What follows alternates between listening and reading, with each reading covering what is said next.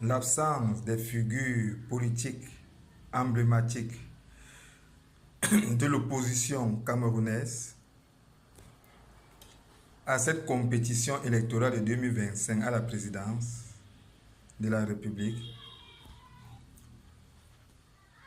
pourrait quelque peu inquiéter la stabilité sociale, non pas des méfaits de ces illustres figures de l'opposition, puisque ces derniers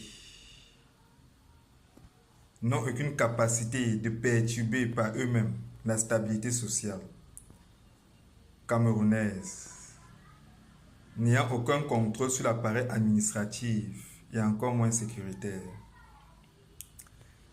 Ce qu'il faudrait redouter par leur absence serait la nuisance de cette gangrène au sein de l'administration qui a une certaine influence sur l'appareil administratif et qui sait quelque peu peut-être sur le système sécuritaire.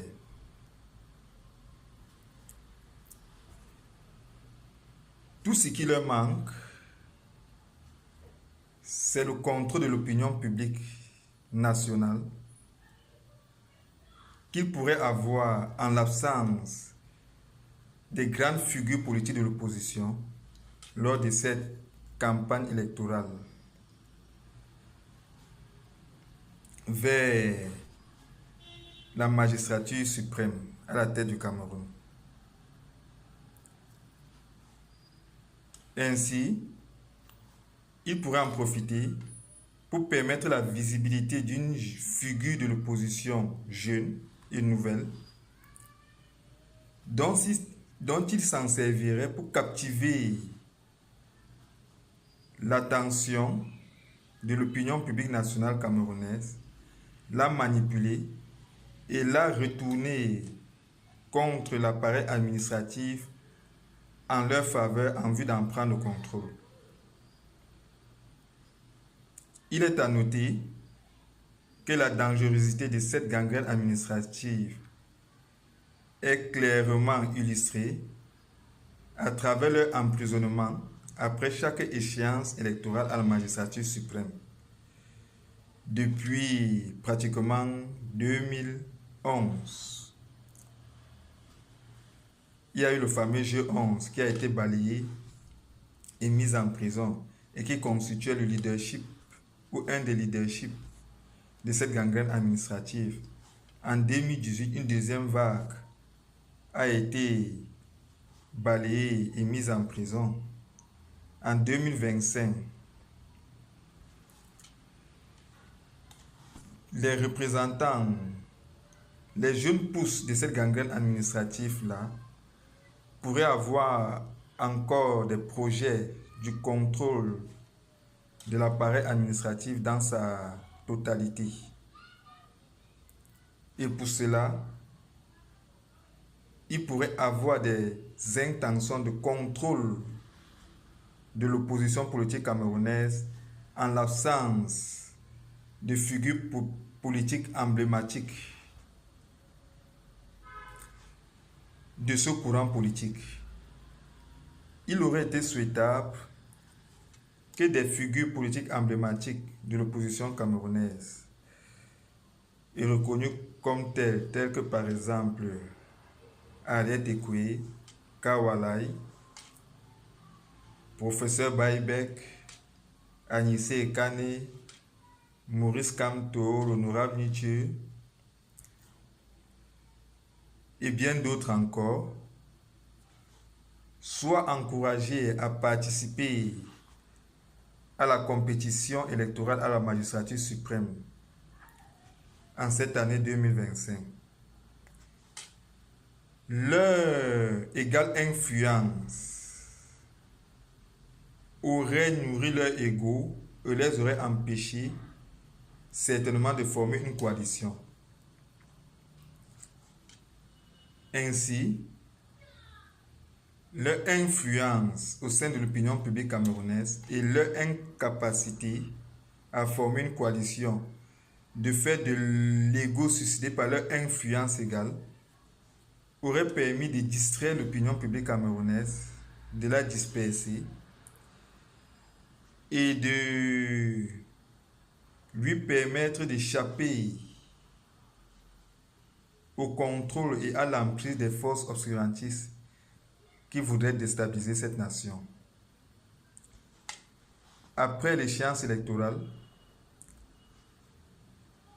une récompense aurait pu être apportée à ces figures politiques emblématiques et de l'opposition camerounaise en les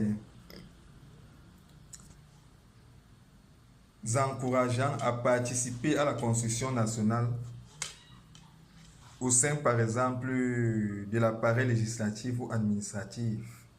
Ainsi, on aurait formé une sorte de gouvernement d'union nationale ou quelque chose qui ressemblerait à ça. Juste dans l'optique de récompenser leur carrière politique longue. Toujours est-il que, pour ce qui est du président Biya, qu'on l'aime ou qu'on ne l'aime pas, il est une figure historique, emblématique de la politique camerounaise. Conformément au projet de société prophétisé par les nationalistes UP6 qui étaient l'unité nationale, la souveraineté nationale et l'amélioration du standard de vie des Camerounais qui est à venir, le segment souveraineté nationale a très bien été réalisé par le président Biya. Son génie diplomatique a permis au Cameroun de s'affranchir de l'emprise de l'impérialisme que la nation camerounaise a combattu depuis son existence, depuis le début de son existence. En cela, il incarne une figure politique majeure et historique du Cameroun, de même que son prédécesseur Amadou Ahidjo, qui avant lui avait réalisé,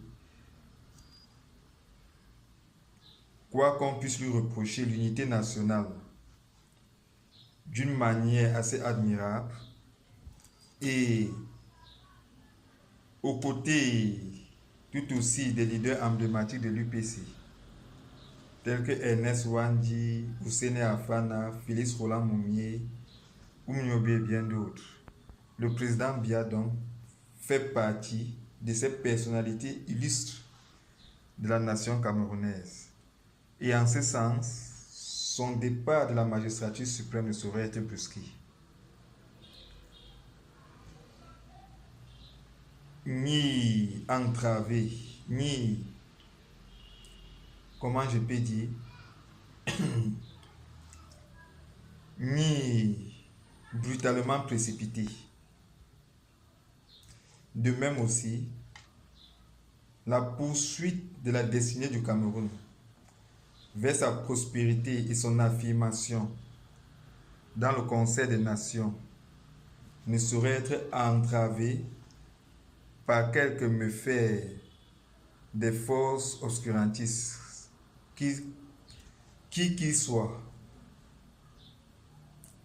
Le Cameroun reste donc une nation debout et son avenir demeure radieux.